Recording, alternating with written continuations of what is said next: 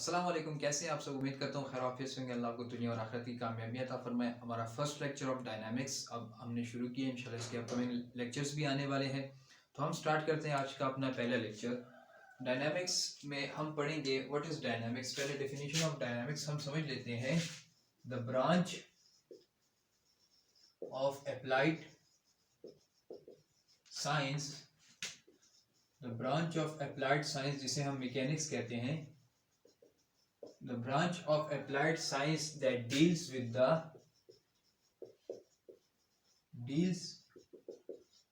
the study of external forces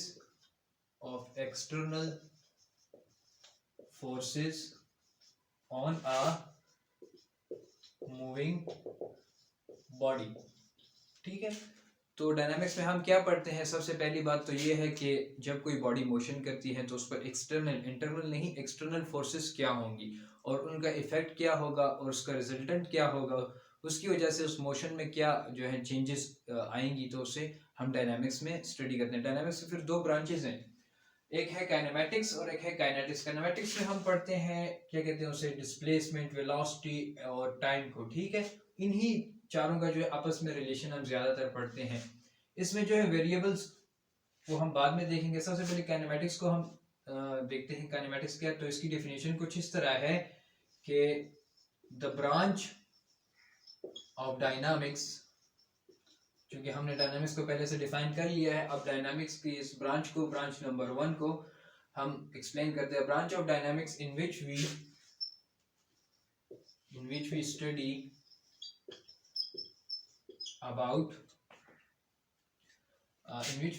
about displacement, velocity and acceleration in term of x and t।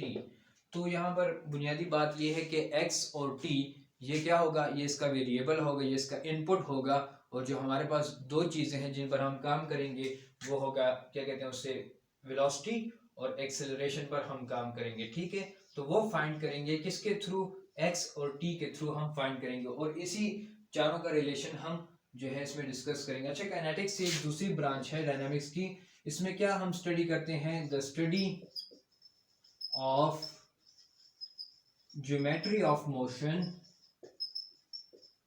with reference to cos,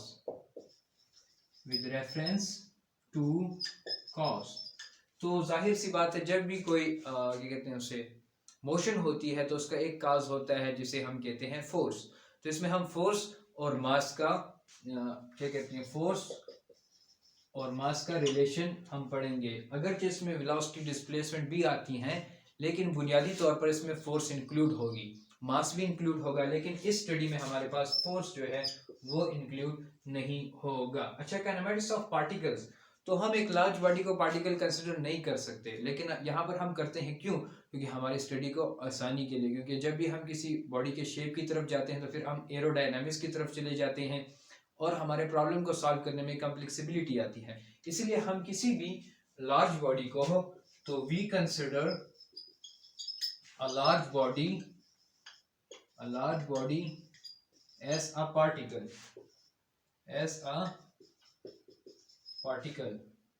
किस लिए? ताकि हमारी study आसान रहे। अच्छा, रेक्टिलिनियर मोशन कौन सी मोशन होती है? जब कोई मोशन स्ट्रेट लाइन में हो, चाहे वो वर्टिकल हो चाहे वो हॉरिजॉन्टल हो, किसी भी तरीके से, लेकिन वो एक क्या कहते हैं इसे, वन डायमेंशन हो, तो उसे हम रेक्टिलिनियर मोशन कहते हैं, जिसे हम बोलते हैं straight line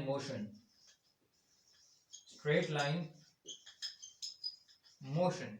variables of motion यहाँ पर क्या होंगी, x और t, डिस्प्लेसमेंट और टाइम को हम यहाँ पर स्टडी करेंगे। अच्छा, सबसे बुनियादी बात है कि डिस्प्लेसमेंट और टाइम के थ्रू हम फाइंड करेंगे वेलोसिटी और एक्सेलरेशन। ठीक है, अगर आपने सेकेंड ईयर में जो पढ़ा है क्या कहते हैं उससे, डिफरेंशियल या डेरिवेटिव जो आपने पढ़ा है, तो उसी के बेस पर हम फार्मूलाज डिराइव करेंगे, उसी फार्मूला से हम y क्या कहते हैं वेलोसिटी और एक्सेलरेशन को फाइंड करेंगे। लेकिन ये तो वन डायमेंशन के लिए है, लेकिन 2 डायमेंशन और 3 डायमेंशन के लिए हम मोर पोजीशन कोऑर्डिनेट्स इस्तेमाल करेंगे, पोजीशन कोऑर्डिनेट्स इस्तेमाल करेंगे, या एक्स वाई होगा या वाई एक्स होगा या वाई जेड होगा या जेड एक्स होगा, ठीक है, या क्या कहते हैं उसे, यही चार है ना।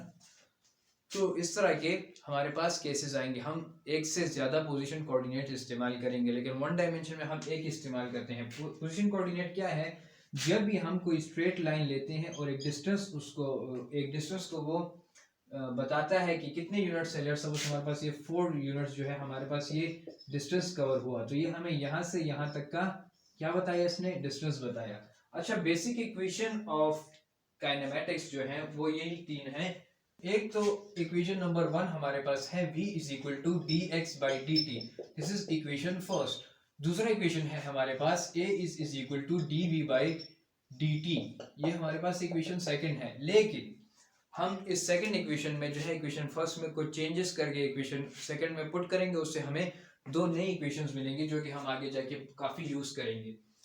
तो rate of change of displacement that is velocity, rate of change of velocity that is called acceleration, क्योंकि डेफिनेशन से भी आप ये इक्वेशन आपके सामने है। अच्छा, अब इस इक्वेशन को हमने कैसे बनाना है, देखिए यहाँ पर एक बार आप v की वैल्यू पुट करेंगे इक्वेशन 1 से, एक बार आप dt की वैल्यू पुट करेंगे इक्वेशन 1 से, तो आपके पास 2 इक्वेशन बन जाएगी। तो a लीजिए, dv की वैल्यू क्या है dx बाई dt, और यहाँ पर dt अपनी जगह, तो इससे क्या बना d square x divide by D T square, तो ये हमारे पास आ गया इक्वेशन थर्ड। इक्वेशन 4 कौन सा होगा, इक्वेशन 4 में हम a is equal to D we by D T, तो D we by D T में dt की वैल्यू क्या है, dt की वैल्यू है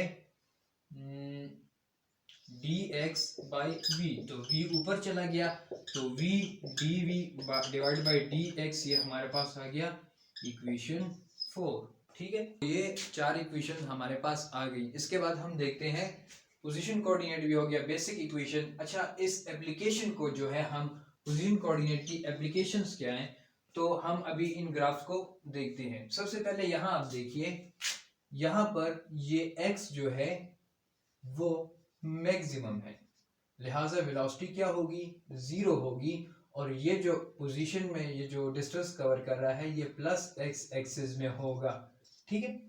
अब ये दूसरी इक्वेशंस को देखें, ये है वेलोसिटी की इक्वेशन और इसके लिए ग्राफ ये बनाया गया, ठीक है। तो यहाँ पर सॉरी, ये वेलोसिटी और ये रहा टाइम मीटर पर सेकेंड। तो यहाँ पर अब क्या होगा, यहाँ पर वेलोसिटी मैक्सिमम है लेकिन एक्सेलरेशन क्या है, वो 0 है, और यहाँ पर जो क्या कहते हैं उसे एक्सेलरेशन जो है वो नेगेटिव है। क्यों, क्योंकि बॉडी स्लो डाउन हो रही है, ठीक है, बॉडी यहाँ पर स्लो डाउन हो रही है। और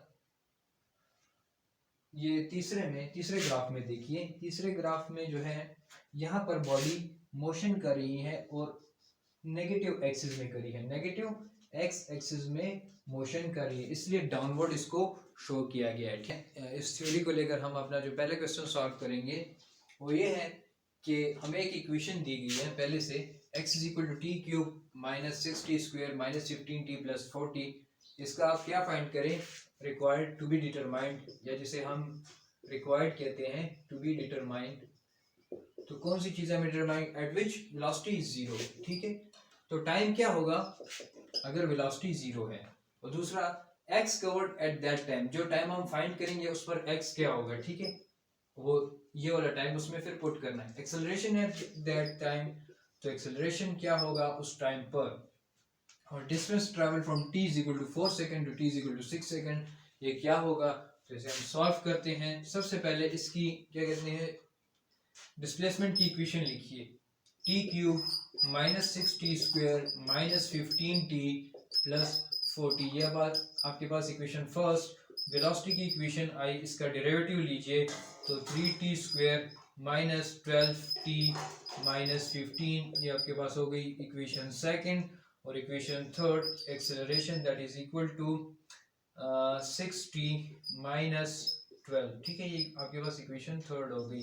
तो सबसे पहले इक्वेशन अगर आपको a को सॉल्व करना है तो वेलोसिटी को किसके बराबर लीजिए, 0 के बराबर।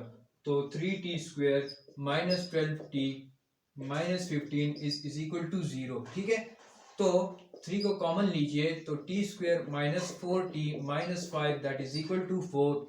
तो डिवाइडेड बाय 3 तो 3 कैंसिल, तो t² minus 5t plus 1t minus 5 is equal to 0।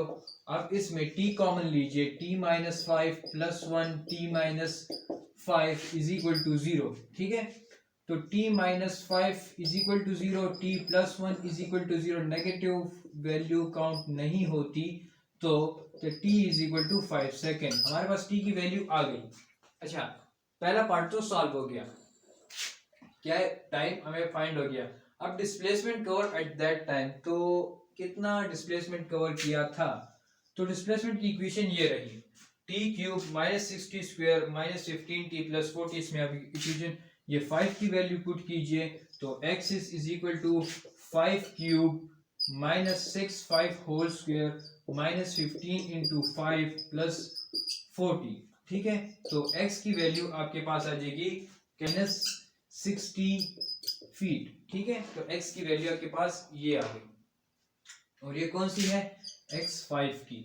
अगर आपको x5 और x0 के बीच का डिस्टेंस फाइंड करना है तो simple x5 minus x0 that is equal to ये d है। ठीक है, इसके बीच में डिस्टेंस कितना है, तो सिंपल डिस्टेंस फार्मूला है, तो x5 माइनस 60 है माइनस इंटू 40। ठीक है, x0 जो है वो 40 के बराबर है। अगर आप इस सब में 0 पुट करें तो ये भी 0, ये भी 0, ये भी 0, 40 रह जाएगा, तो x0 जो है या डिस्प्लेसमेंट ट्रेवल एट टाइम 0 वो 40 है।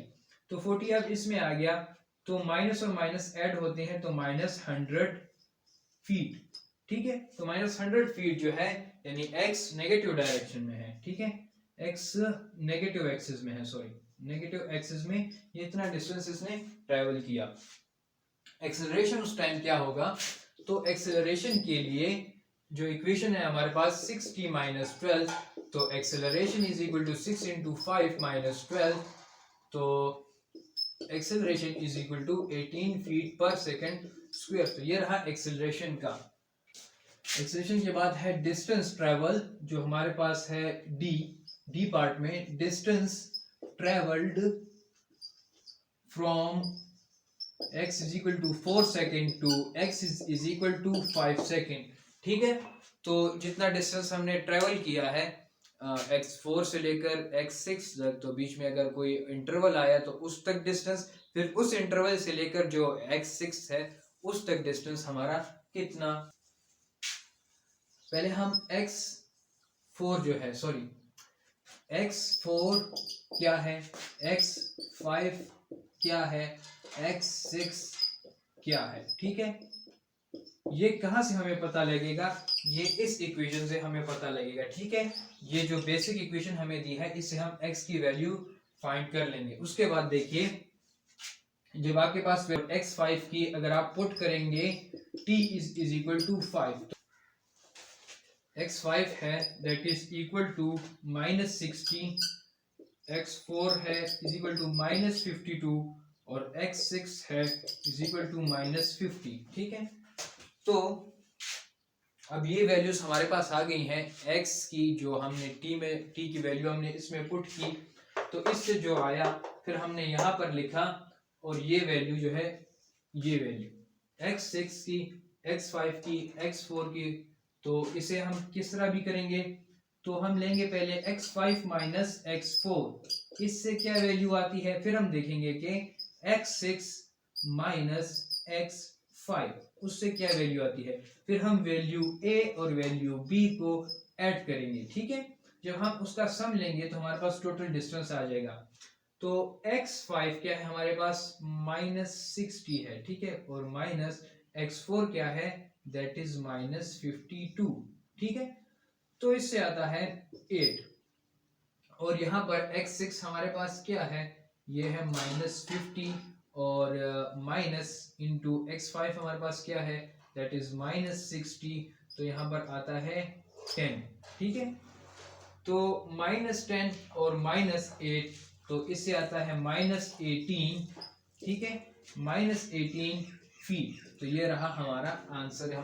ये एक बिल्डिंग दी गई है और इस बिल्डिंग से यहाँ से एक बॉल ऊपर फेंकी जा रही है, ठीक है, यहाँ से एक बॉल ऊपर फेंकी जा रही है और उसकी वेलोसिटी ये है v0 10 मीटर पर सेकेंड है, और इसकी एलिवेशन जो कि y है, ठीक है, यहाँ से यहाँ तक वो है 20 मीटर। ये हमारे पास गिवन वैल्यूज है। टू बी डिटरमाइंड या रिक्वायर्ड में हमें क्या है, रिक्वायर्ड में हमें दिया गया है equation for v and elevation, ठीक है, इक्वेशन फाइंड करनी है वेलोसिटी के लिए और y के लिए।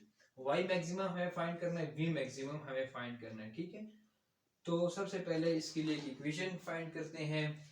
तो इक्वेशन क्या होगी, dv by dt is equal to a, ठीक है, और a हमारे पास क्या होगा -9.81। माइनस क्यों, क्योंकि ये बॉल ऊपर की तरफ फेंकी जा रही है और ग्रेविटी की अगेंस्ट ये ऊपर जा रही है, तो इसलिए ये g की वैल्यू जो है ये -9.81 होगी, ठीक है।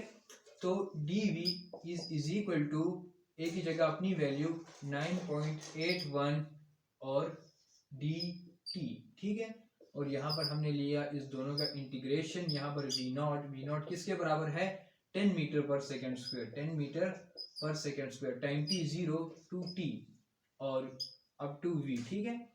तो v -10 upper limit minus lower limit उससे यही आता है, ठीक है, और ये कांस्टेंट को अगर आप बाहर ले जाएं और dt इसका डेरिवेटिव लें तो t आता है, और ये इसके साथ मल्टीप्लिकेशन में है तो 9.81 t, ठीक है, और v क्योंकि माइनस है, सॉरी ये माइनस हो गया तो 10 माइनस 9.8 t, ठीक है।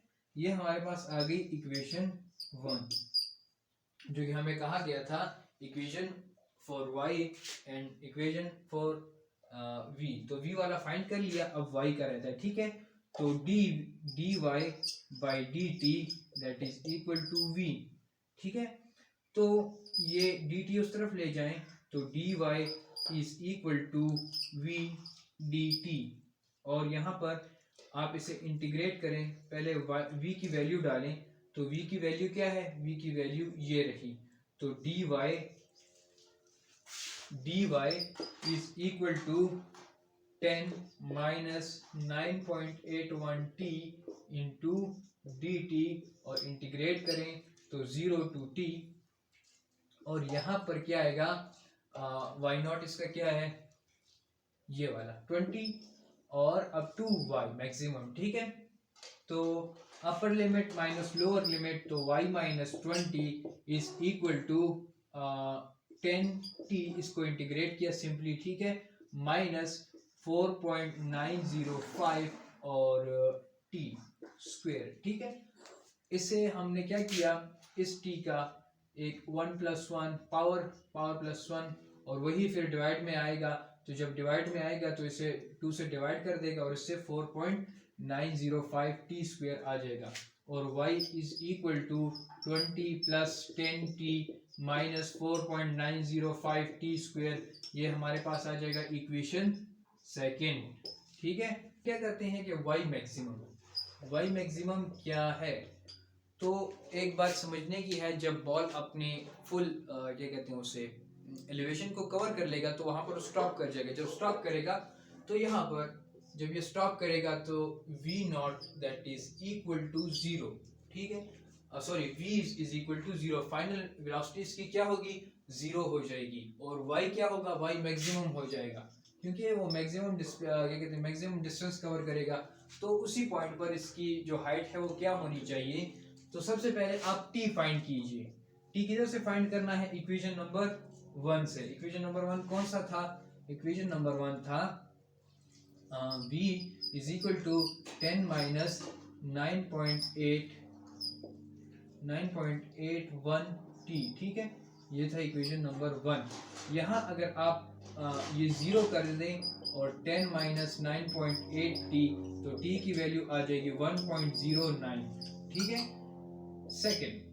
तो अब इस t की वैल्यू को कहाँ पुट करना है, इक्वेशन नंबर सेकंड में, जो कि है वो क्या है, y इज इक्वल टू, तो अब यहाँ क्या करना है, आपने इस t की वैल्यू को इसमें पुट करना है। यहाँ पर जो t है इसकी जगह ये वैल्यू, यहाँ पर जो t स्क्वायर है इसकी जगह ये वैल्यू, तो y आपके पास आ जाएगा 25.1 मीटर। ठीक है, सेकंड भी सॉल्व हो गया। अब थर्ड को देखिए, सी पार्ट को।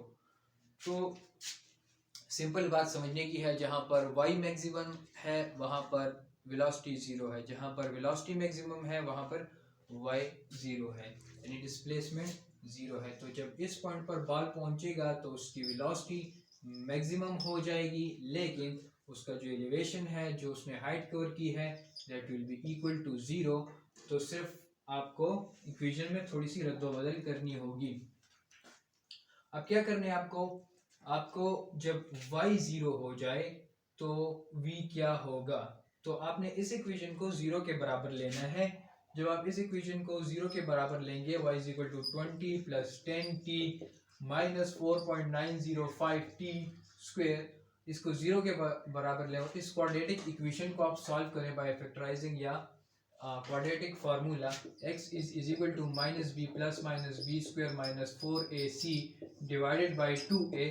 इस फार्मूला से आप इसे सॉल्व करेंगे तो क्या होगा, आपके पास x की वैल्यू t की वैल्यू आपके पास आ जाएगी 3.2 समथिंग सेकेंड। ठीक है, तो 3.2 सेकेंड जब आपके पास आएगा t की वैल्यू, तो उस t की वैल्यू को आपने कहाँ पुट करना है, इस इक्वेशन 1 में। ये रहा इक्वेशन 1 और वो इक्वेशन 2 कहाँ गया, ये रहा इक्वेशन 2।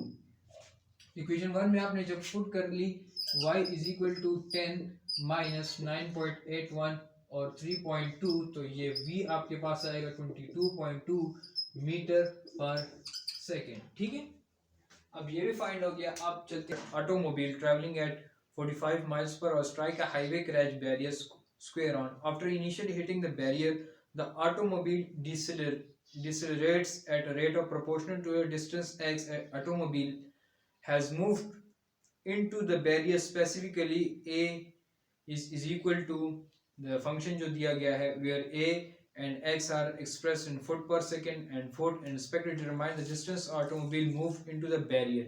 ठीक है, तो इस क्वेश्चन में हमें क्या दिया गया है, हमें जो गिवन है वो ये है कि ये एक ऑटोमोबाइल ट्रैवलिंग कर रही है इस 45 माइल्स पर हावर से आगे, जो है बैरियर्स हैं इसको रोकने के लिए, और ये उन बैरियर्स के साथ हिट करती है, और फिर एक वक्त ऐसा आता है कि ये रुक जाती है। तो हमें ये फाइंड करना है कि इस गाड़ी ने उसको हिट करने के बाद कितना डिस्टेंस उन बैरियर्स के अंदर जो है ट्रैवल किया, कितना डिस्टेंस उसने कवर किया। ठीक है, तो हमें यही फाइंड करना है। उसका इनिशियल हमें दिया गया है, इनिशियल जो उसकी वेलोसिटी थी वो 45 माइल्स पर हावर थी, और उसके एक्सेलरेशन के लिए हमें एक फंक्शन भी दिया गया है। ठीक है, कि इस फंक्शन के मुताबिक ये डिसेलरेट हो रहा है। ठीक है, एक होता है एक्सेलरेशन, एक होता है डिसेलरेशन। तो डिसेलरेट हो रहा है, ठीक है, ये रुक रहा है, और एक्सेलरेशन में आहिस्ता आहिस्ता कमी आ रही है। तो सबसे पहले हमें इसके लिए एक सूटेबल इक्वेशन देखनी होगी। इक्वेशन फर्स्ट हम लेते हैं dv by dt is equal to a और dx by dt is equal to v। तो हमें कोई ऐसी इक्वेशन चाहिए जिसमें a भी हो, v भी हो और x भी हो। ठीक है, हमें कोई ऐसी इक्वेशन चाहिए। अब थर्ड इक्वेशन है हमारे पास, क्या कहते हैं उसे, a is equal to D square T divide by D X, तो ये भी नहीं। अच्छा, इक्वेशन नंबर 4 हमारे पास है a is equal to v D we by D X. तो देखिए इसमें v भी है, a भी है और x भी है, तो ये भी कैंसिल, ये भी कैंसिल, ये भी कैंसिल, और ये हम इसी इक्वेशन को ले सकते हैं। ठीक है, तो a is equal to v D we by D X. ठीक है, a is equal to v D we by D X, तो v अपनी जगह और क्या कहते हैं उसे, v डी वी अपनी जगह और a डी एक्स अपनी जगह। ठीक है, तो इसको फिर हम इंटीग्रेट करेंगे। पहले a का फंक्शन लिख लेते हैं। a का फंक्शन क्या है, वो ये है, तो हम डायरेक्ट लिख लेते हैं। a की जगह हम क्या लिखते हैं, -60x अंडर रूट। तो यहाँ पर इसे हम इंटीग्रेट करते हैं, फिर इसे भी इंटीग्रेट करते हैं और इसे भी इंटीग्रेट करते हैं। ये 0 से लेकर x कितना ट्रेवल किया, हमें x फाइंड करना है। और यहाँ पर इसका v नॉट क्या था, हाँ यहाँ पर v से लेकर v नॉट और v ये अपर लिमिट है ये दोनों, और ये लोअर लिमिट है, ठीक है। तो v1 + 1 इंटू v1 + 1 पावर इसका 1 है, तो सिंपली इंटीग्रेट करने से यही आएगा, और इसके जो अपर लिमिट्स हैं वो ये हैं, ठीक है। और यहाँ -60 बाहर आ गया, और x अंडर रूट बराबर होता है x1/2, तो ये अंदर रह गया x, और इंटीग्रेशन 0 x dx, और x के ऊपर क्या है x1/2। तो इसको देखिए v² डिवाइडेड बाय 2, ठीक है, और लिमिट v और v नॉट और v, और यहाँ पर -60 और क्या कहते हैं उसे x पावर 1/2 + 1 इसे 3/2 आता है, तो x 3/2, ठीक है। सिंपली इंटीग्रेट किया हमने, और इसका भी लोअर और अपर लिमिट, क्योंकि लोअर 0 है तो इसको लिखने की कोई ज़रूरत ही नहीं है, ठीक है, इसे आप ना लिखें। तो ये आ गया 3/2, लेकिन नीचे भी 3/2 आते हैं, ठीक है। तो 3/2 यहाँ से बन जाएगा 2/3, ठीक है। उसको ऊपर लाने से 2/3 बन जाएगा, और 2/3 जब 60 के साथ मल्टीप्लाई होगा तो ये हो जाएगा -40x इंटू 3/2, और यहाँ पर v minus v naught whole square divided by 2, ठीक है। अब क्या करना है, अच्छा अब इसको x को अकेला छोड़ना है, तो इस 40 को इस दूसरी तरफ ले आइए, तो हो जाएगा ये v minus v naught whole square divided by 80, ठीक है। 40 मल्टीप्लाई बाय 2 80 आता है, और x इंटू 3/2, तो ठीक है। अब हम इस पावर को ख़त्म करते हैं, तो बोथ साइड पर आप ले सकते हैं पावर, बोथ साइड पर आप पावर ले सकते हैं 2/3। जब 2/3 आप पावर लेंगे तो क्या आएगा, v minus v not divide by 80, यहाँ पर स्क्वायर, और यहाँ पर 2/3 आ जाएगा, और यहाँ पर आ जाएगा x।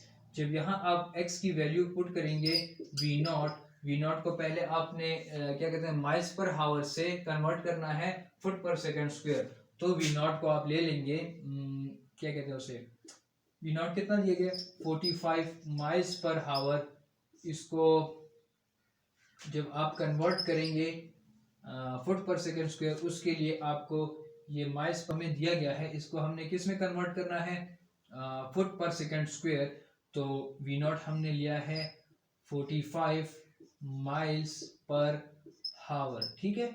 माइल्स पर हावर को आपने किस में कन्वर्ट करना है फुट पर सेकंड स्क्वायर, तो 1 हावर में कितने सेकंड होते हैं 3600, और मल्टीप्लाई बाय 1 माइल में कितने होते हैं 5280 फीट होते हैं। तो ये माइल इस माइल के साथ और हावर इसके साथ, तो क्या रह गया फुट पर सेकंड, ठीक है। तो आपके पास आ जाएगा 66 फीट पर सेकंड स्क्वायर, और v क्या है, v आपके पास ये रहा v नॉट, और v आपके पास है 0, और आप जब इस वैल्यू को यहाँ पुट करेंगे तो x की वैल्यू आपके पास आ जाएगी 14.37 मीटर फीट, ठीक है। तो ये रहा आपका आंसर। अच्छा अब हम देखते हैं कि इन फार्मूलाज को एडजस्ट कैसे करना है, हमारा इनपुट क्या होगा, हमारा आउटपुट क्या होगा, हमने क्या फाइंड करना है। तो उसके लिए हम फार्मूला अरेंजमेंट करते हैं, ठीक है। यहाँ पर हमारे पास इनपुट में है t, ठीक है, वेरिएबल t, तो उसमें हमें अकॉर्डिंगली जो है t के लिए हमने इसको एडजस्ट कर लिया, ठीक है। और यहाँ पर देखिए हमारे पास इनपुट है x, तो हम इस फार्मूला को हम a = v dv by dx, जो हमने इक्वेशन नंबर गालिबन 4 डिराइव की थी, तो उसके लिए हम फार्मूला को इस तरह एडजस्ट करेंगे कि हमारे पास x और x नॉट इंटीग्रल फॉर्म में कुछ इस तरह आए, ठीक है। अगर हमारे पास v हो इनपुट, तो फार्मूला एडजस्टमेंट हमारा इस तरह होगा, ठीक है। और हमने यहाँ पर अभी टाइम फाइंड करना है, टी क्या है, ठीक है। यहाँ पर हम क्या देख रहे हैं कि वी क्या है, और यहाँ पर एडजस्टमेंट हमने की है फार्मूला की, ताकि हम फाइंड कर सकें कि एक्स क्या है, क्योंकि इनपुट में हमें पहले से ही वेलोसिटी दी गई होती है, ठीक है। तो हम या एक्सेलरेशन फाइंड करते हैं या वेलोसिटी फाइंड करते हैं। अच्छा जी, तो यहाँ तक था हमारा आज का डायनामिक्स का लेक्चर फर्स्ट, और इंशाल्लाह इसके नेक्स्ट लेक्चर्स भी आने वाले हैं। तब तक के लिए अपना, अपने वालिदैन का और अपने मुल्क का ढेर सारा ख्याल रखिए। अगर ज़िंदगी रही तो इंशाल्लाह नेक्स्ट वीडियो में ज़रूर मुलाकात होगी। अल्लाह हाफिज़।